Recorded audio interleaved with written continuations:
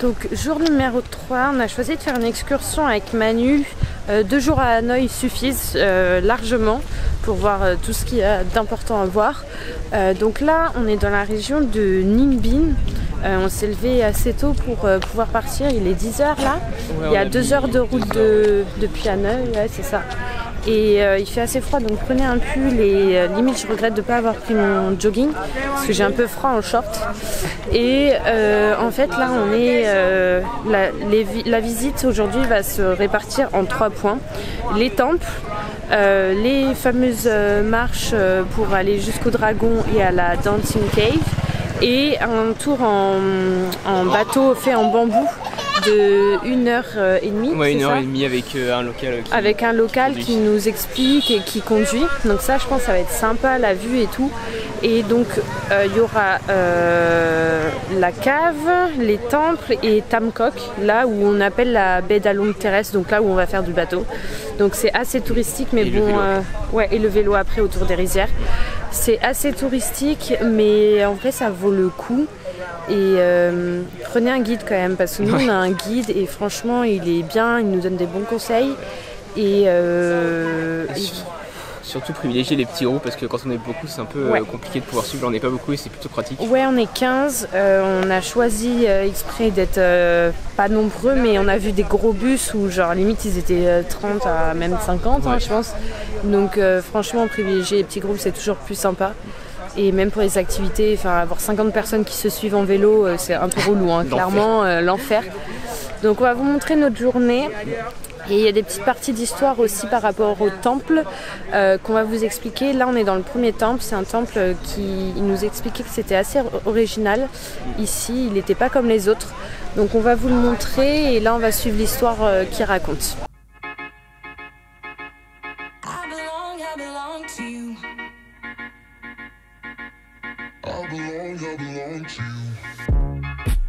Do just what you want. You're the one I trust.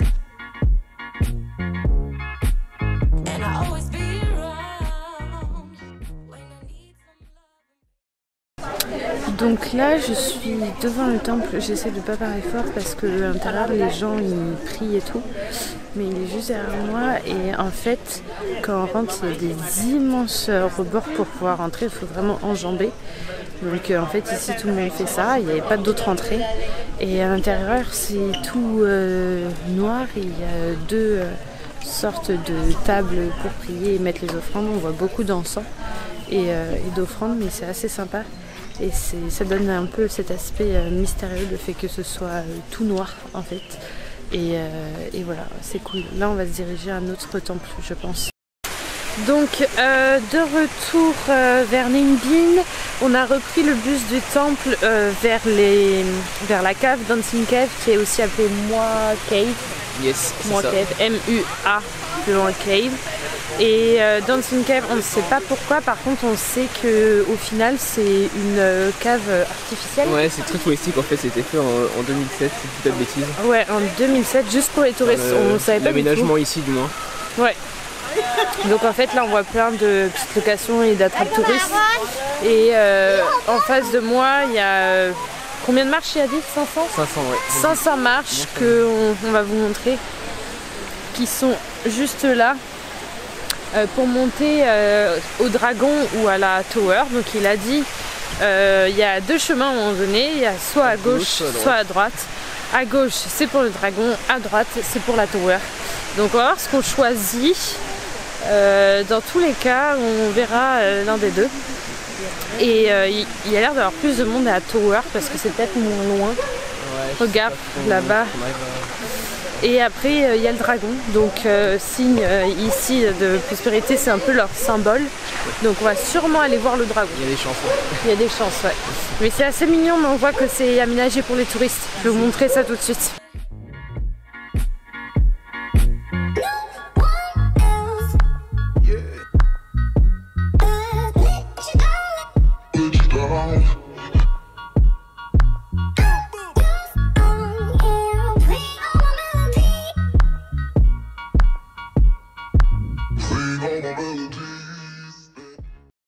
Donc de retour en bas des 500 marches où il y avait du coup la statue du dragon et la tour. La tour à droite. Ouais, la tour à droite. En fait, si vous voulez aller voir le dragon, c'est à gauche. Et si vous voulez aller voir la tour, c'est à droite.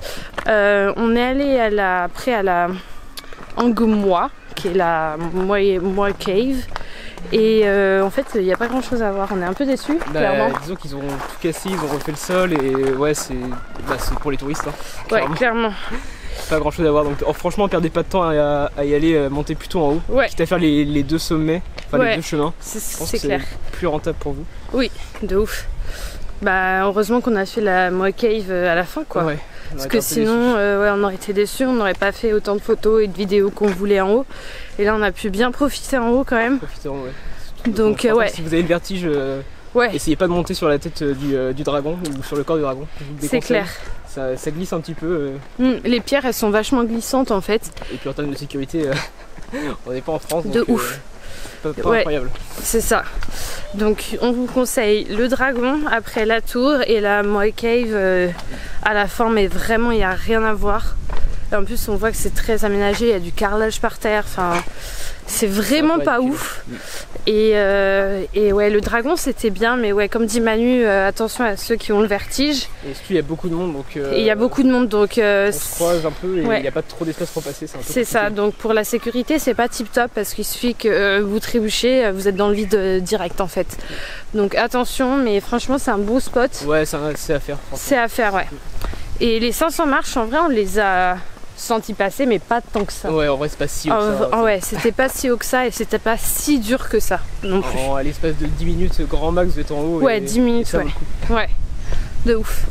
Bon voilà, allez, prochaine destination c'est quoi? Prochain stop? Prochain stop c'est la petite balade en barque de bambou avec les locaux.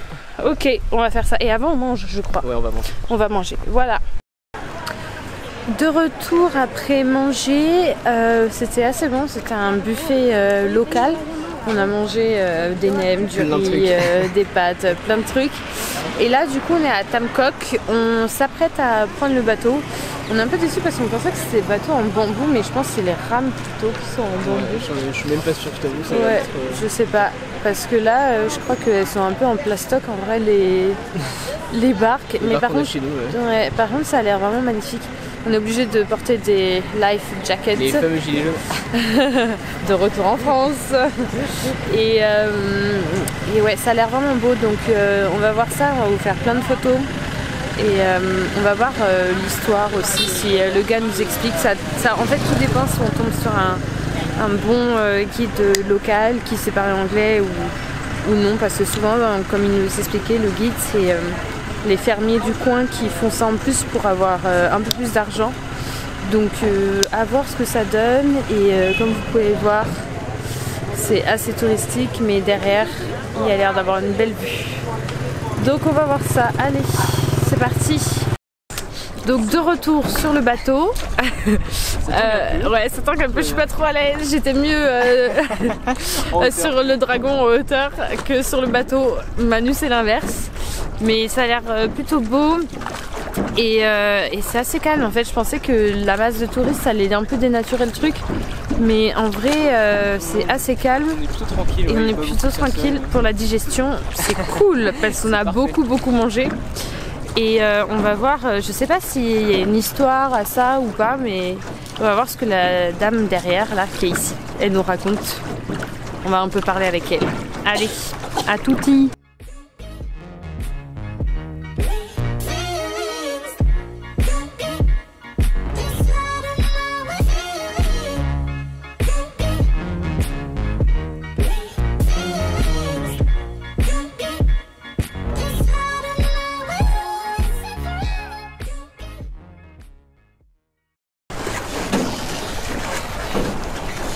Tu veux passer un trou et tout?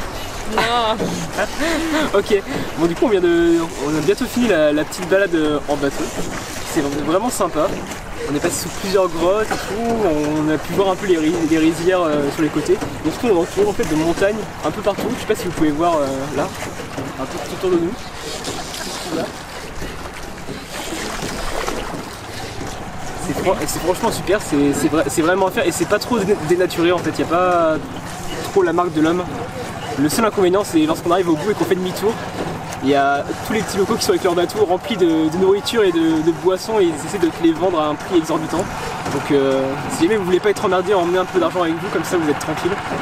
Sinon juste dites non, après ils sont un peu frustrés mais c'est la vie, c'est comme ça. De toute façon, on prévoit de donner un tips à la fin, Oui, parce que c'est ça. sinon En fait, ils sont pas très contents. C'est ça, nous ça s'est super bien passé, elle était super gentille donc Ouais. si ça se passe bien, n'hésitez pas à donner un petit tip, ça fait toujours plaisir. Surtout qu'en soi, c'est pas grand chose ici, ça équivaut à 2 €, c'est un peu dérisoire vu le cours de la monnaie ici. Voilà. Ouais, je suis d'accord. Bon allez, on va rentrer là. Let's go.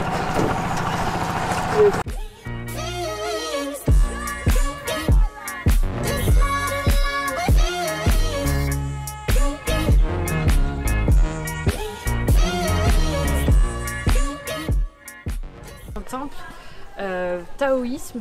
Donc en fait au Vietnam il y a 3 religions, notamment au nord. On a le bouddhisme, le taoïsme et le Confucius. Du coup pour 70% des gens ici c'est le bouddhisme qui est vraiment basé sur le karma, etc. Sur ce que tu fais dans la vie pour ta prochaine vie. Le taoïsme, c'est plus tout ce qui est l'art, l'architecture, etc. Tombe pas. L'architecture, etc. L'art, les peintures, les œuvres qui ont été construites ici. Et le Confucius, c'est ce que nous expliquait le guide, c'est que c'est plus le rapport à la femme et à l'homme. Je peux rester là si tu veux. Le rapport à la femme et à l'homme, c'est-à-dire que la femme a des droits et a des devoirs surtout.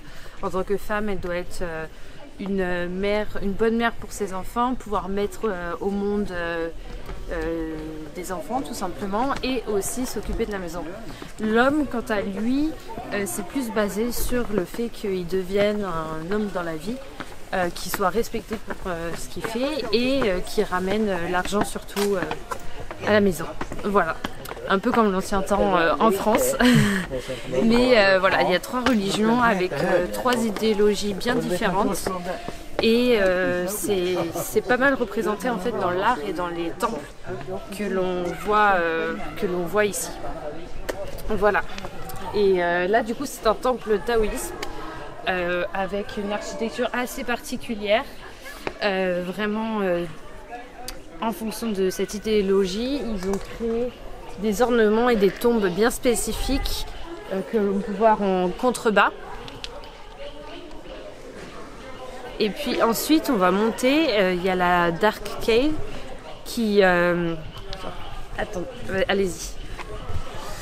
La Dark Cave qui, elle, renferme un Bouddha, pardon, qui représente du coup l'idéologie et surtout la religion bouddhiste.